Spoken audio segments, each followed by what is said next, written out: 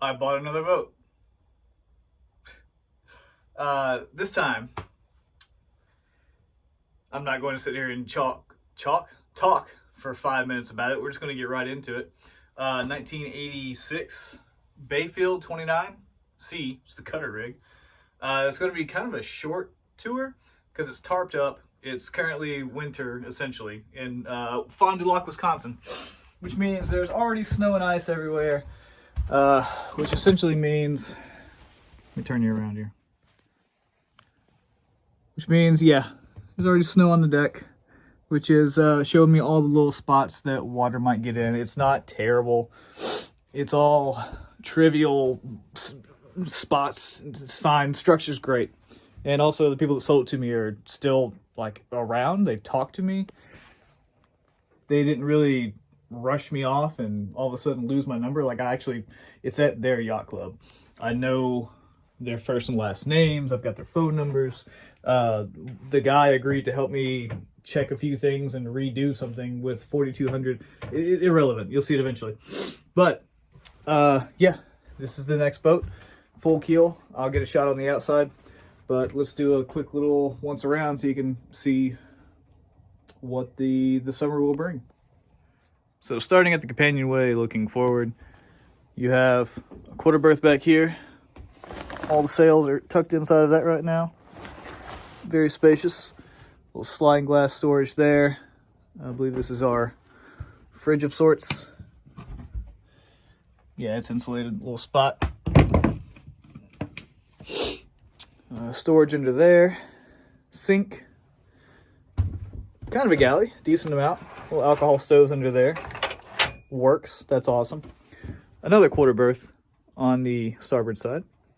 The Yanmar with like 500 hours on it, which is choice, is behind that and under that bad boy. Down here is our bilge. Everyone knows what a bilge looks like. Going forward, we are keel stepped. I love that. It's good. Strong boat. You've got your port settee, starboard settee, ton of space. I'm currently standing up flat-footed at my massive 5'7" height, and my head's not touching the top here. So I bet you're at, I don't know, 5'10" before you're touching the ceiling in this bad boy. So that's awesome. These thingies here, what do you call it? Cushions, backrests, fold up and lock in place to give you even more space there. I think one of these pulls out into a full-size bed, which is irrelevant to me being a solo sailor, so whatever.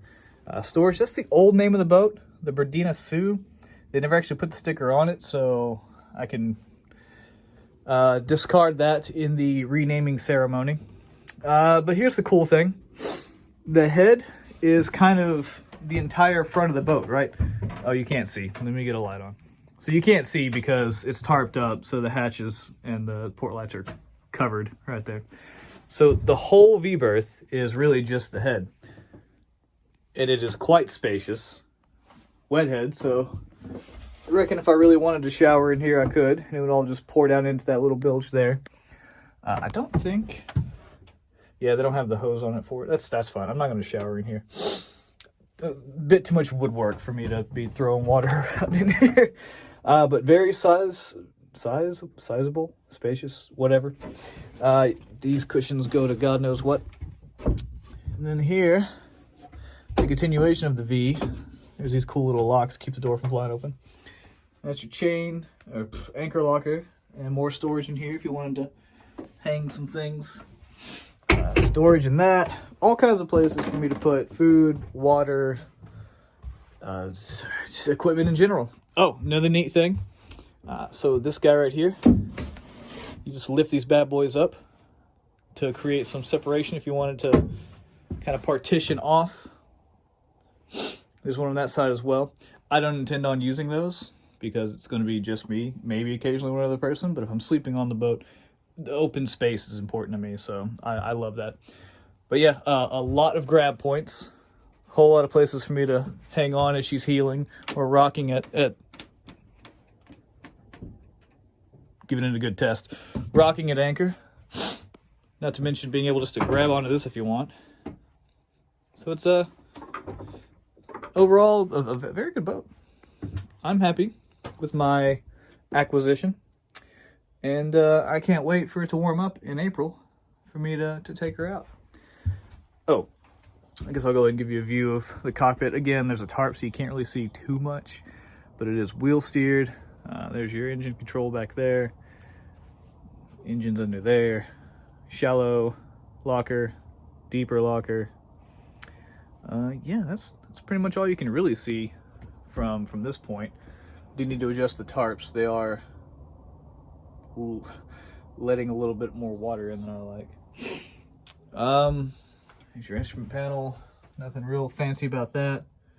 They were redoing some wiring and lighting, so I will finish that job happily. I always pull out old original wiring anyway. Overall, really solid boat, and I'm stoked. Oh, really cool thing I want to show you. So rather than having, it's got this one patch board down here, right? And I'm assuming that's in case water gets up pretty high. The duct tape is just because it's not completely sealed yet. It was a project in progress, so don't judge that. But anyway, so it's got these swinging doors, right? And there's your screen. And on the outside of the screen part, whoop, it's kind of a lattice door.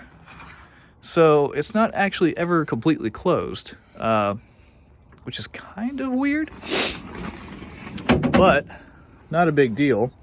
My plan is to simply extend this track all the way up this bad boy, and then get a few more pieces of this cut. And then if I ever want to fully close it off, say if I'm staying on it in the winter and I want to not allow cold wind or air to blow in, just pop that bad boy on and it gets closed off. So yeah, that's all you can really see with the tarp on it. I'll get you an outside shot, even though every Bayfield photo on Google Images looks about the same from the outside. So the tarp kind of obstructs view of the boat itself, but here's a quick outside shot of at least the beam and the size of it. One of my favorite parts about this boat is this. You can't see it's covered up. There's a bowsprit. I'll show you when I get down. Oh, and while I'm up here, Fond du Lac here, well, not Fond du Lac, Lake Winnebago is frozen here near the shore, which I've always loved how that looks. It's very pretty. It's not great for sailing, but it looks nice. And now a quick peek at the exterior. Very pretty boat. Like I said, full keel, only drafts 3.5 feet. So she can get in some shallow spots. This woodwork on the front is gorgeous. Damn near bought it just for that. Glad the rest of the boat turned out fine. This is the bowsprit I was referring to. All of that's very solid. Didn't find any rot or soft spots in it. And down here you see the support for the cutter. It's got the 2 furlers for the head sails, which honestly might convert to Hank-ons. I don't know. I've always kind of liked the Hank-ons. This anchor is just freaking gorgeous in the sunlight. Man, I like it. I am satisfied with my decision. It's just a shame it's got to sit here for 5 months. But it's fine. Gives me plenty of time to work on it. Yeah, that's all I've got for now. Just wanted to give everyone a nice little update on what's happening with the boat situation. I am now going to cart my butt over to Kettle Moraine State Park Northern Unit Maud Lake Campground. That's a mouthful.